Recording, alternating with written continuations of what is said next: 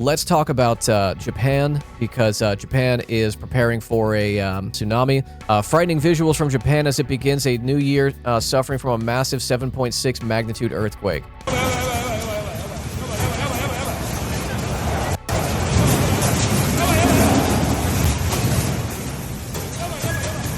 Thank God Japan prepares for this. If this was any other country except for maybe China, they would have destroyed everything. Coastal regions of Japan on the west coast are under a tsunami warning after a powerful 7.5 magnitude earthquake struck in the west of the country, and there are reports of tsunami waves actually coming ashore. According to the US Geological Survey, at least 9 aftershocks have rattled the region, including one with a magnitude of 6.2. So far, there are no reports of anything abnormal at the nuclear parts in the region. We're monitoring that. We'll have more on that story as it becomes available. But CNN's Hanako Montgomery joins us live from Tokyo with the very latest on which waves have hit and also the larger ones you expect to see. A tsunami warning has been issued for the entire west coast of Japan, specifically in the city of Noto in Ishikawa Prefecture. They're under a major tsunami warning. They could see a tsunami waves of measuring up to 5 meters, which would be very, very dangerous for many of the people in that region. We're getting very little information. Bad start to the new year, for real, dude. Because obviously they're dealing with a crisis right now. But the initial images of the earthquake seem quite severe as well. Roads cracked, buildings collapsing, and, you know, quite frightening scenes within bowling alleys and the like, where people are hiding under tables. Whoa, I just saw a video come up on my feed. Footage of the ground cracking during a 7.6 magnitude earthquake in Japan. Look at that. Dude, no wonder people believed in, like, deities and shit. Like, if I didn't understand what a fucking earthquake was and I saw that, dude, I would believe in yokai as well. Here's another video of the of birds freaking out and leaving the area. It's called like larks or something.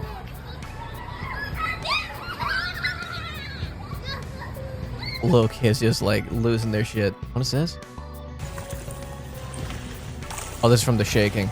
Like a temple or something. That's crazy. Oh, oh no. Oh God. Oh, there it goes.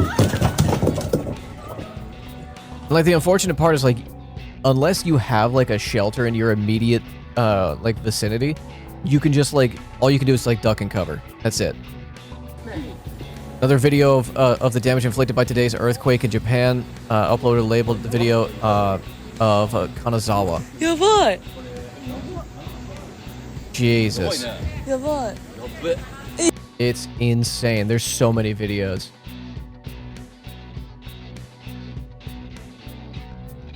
Just the earth torn asunder.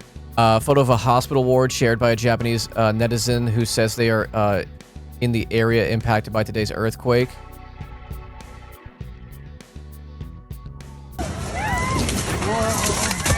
Oh.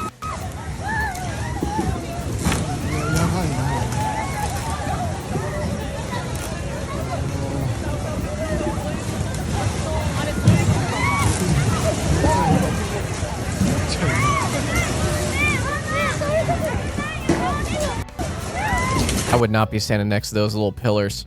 Aerial footage from the fire that was broken out in Wajima, Japan after today's earthquake. Holy. Twitter has it translate. It's a good thing they prepared for this shit.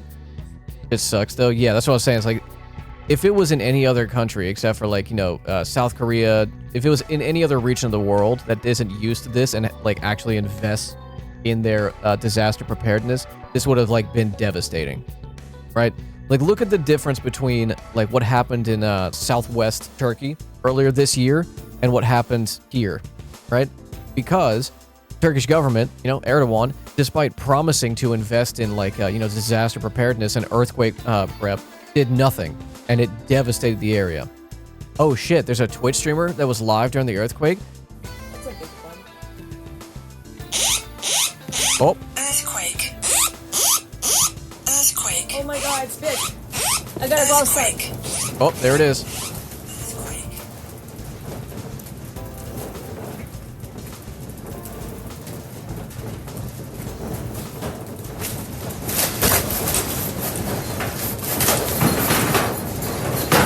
Dude, that's a long... I mean, it keeps going. I mean, these earthquakes typically aren't... they don't usually last that long, but... During the first few minutes after the earthquake and the tsunami warnings, there was not a lot of information coming in, but the Japanese nuclear regulator quickly... the last night in Japan, there were no abnormalities reported from any of the nuclear power plants in the region.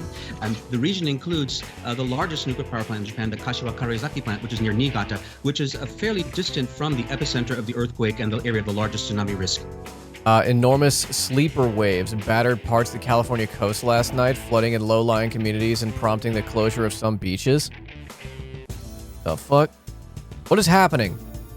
Everyone was like, 2024, man, year of positivity. Whoa, what the fuck? It's not supposed to look like that, is it? Is it supposed to look like that? Could the earthquake have contributed to this? I think it's too far away. We've had in many years. A major tsunami warning telling people in the coastal Noto area to move to higher Calling ground Utah was right now. downgraded. Several buildings are reported to have collapsed in the nearby town of Suzu. The CCTV footage appears to show two coming down. You can see clouds of dust forming above the wreckage at the top left and right of the screen, and the roof on the building in the foreground cracking apart. Some tsunami waves of just over a metre have reached the coastline. These pictures were filmed in nearby Niigata. There had been fears of waves up to 5 metres in places.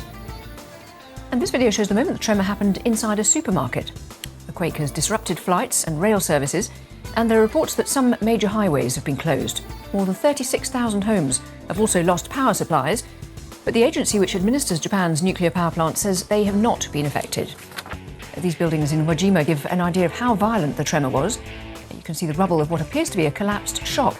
Yes, to the relief of everybody, I think, in Japan, particularly along that coast. It looks now as if the major threat of a 5-metre tsunami has passed. Local authorities there say they have downgraded the tsunami warning from a serious tsunami to still a warning, but of a lower scale threat to the coast. Now, well into the night in Japan, and people who have evacuated to evacuation centres, which you find in every town in Japan, on high ground, there are strengthened buildings, community centres or schools that are used as evacuation centres during times of disaster, whether they're earthquake, typhoon, things like that. So people will have moved to those places. And I suppose in the meantime, though, people, as you mentioned, relieved because they would still have memories of the Fukushima disaster, which was triggered by that earthquake back in 2011. Yes, I mean, I spent 10 years living in Japan after the earthquake in 2011, and it affected the country deeply. There was a great deal of collective trauma, and every time an earthquake hit in Tokyo, for example, people would talk about, oh, it reminded me of the 11th of March 2011. Everybody knows that date, it's burned into their memories, and the tsunami that hit after that disaster, which took 18,500 lives and destroyed a huge swathe of the northeast coast of Japan, is still very fresh in people's memories. It's only 13 years ago, and I think today, watching the pictures coming in from Ishikawa, many people will have been reminded of that and will have been very, very concerned about the people living up there. That preparedness is, of course, because Japan takes this shit seriously. Let's take a look at the world's largest earthquake simulator. This is the world's largest earthquake simulator. It's called E-Defense. Its huge shake table can support a 10-story building, and then move it in all directions with the force of the world's most destructive earthquakes. All to learn how to make buildings more earthquake resistant. On the 17th of January 1995 at 5:46 in the morning, an earthquake struck the city of Kobe, Japan. It took everyone by surprise. Goddamn. 1995. The quake measured a magnitude 6.9, just under the definition Keep in of mind, what happened this morning was a 7.6. a major earthquake. Despite this, the earthquake killed more than 6,000 people and left another 300,000 homeless. More than 80% of the fatalities were caused by the collapse of buildings. The total economic cost was estimated at $80 billion. In response, the government gathered scientists for a conference on earthquake disaster prevention, and there they agreed to build the largest earthquake simulator the world had ever seen. Also, it's worth bearing in mind that 1995, if I remember my timeline correctly, is right at the end of a massive economic recession that Japan was going through. And I don't want to say convenient that it happened at that time, but, you know, I guess all the cards were, like, you know, lined up perfectly for them to be able to do investments like this. Because if it had happened, like, 3-4 years earlier, they wouldn't have been able to do this. Whoa. Okay, things are moving. Wow, wow, wow, wow, wow, wow. That's interesting. So they're literally just taking in the seismic data and then feeding it into the computer, and it's just recreating it. That's actually really, really cool. Wow. Oh. Okay. It's just You would think really that a cool. hyper-capitalist country like Japan would never do that, but good for them. What good is, again, because, like, there's hyper-capitalism and then there's late-stage capitalism, right? Which Japan, of course, as a vassal state of the US, is not disconnected from late-stage capitalism, but hyper-capitalism would at least recognize that it is a good thing to keep your buildings intact so that economic production can still take place even in the midst of a disaster. After E-Defense opened in 2005, one of their first tests was a comparison between two traditional Japanese wooden houses. The houses were transported from the nearby city of Akashi. They were rebuilt on the table and shaken at the magnitude of the Kobe earthquake. Oh, Jesus.